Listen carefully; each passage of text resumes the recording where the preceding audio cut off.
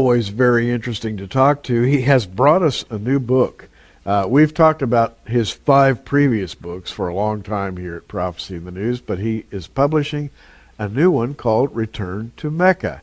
And Avi, this book, quite frankly, when I first started to try to absorb it, it puzzled me because who's returning to Mecca?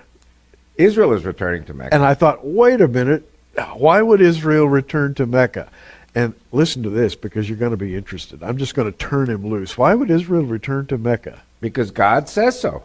God says in Deuteronomy 11, he says, your borders will go from the Great Sea, the Mediterranean, to the Euphrates River, that's east-west, and from Lebanon in the north, south, to the desert. What's the desert? The desert is not the Negev, which was the tribe of Judah. It is not the Sinai Peninsula in Egypt, because that was always pharaonic.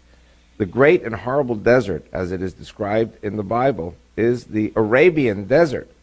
And what this book shows is that the children of Israel spent 38 or almost, close to 40 years in the Arabian desert in their wanderings before they turned north. Deuteronomy 2, verse 2 says, enough being encompassed around this mountain, Mount Sinai, head north to the land of the Amorites. And so that's going to be our new border. And that would have included the areas now known as Mecca and Medina. Correct.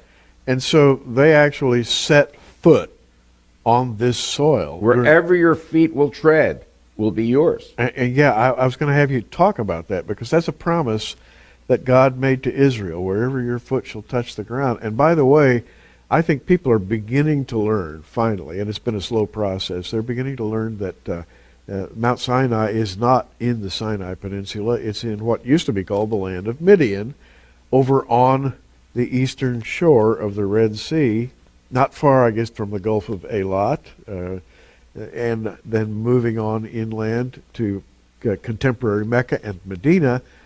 The feet of the Israelites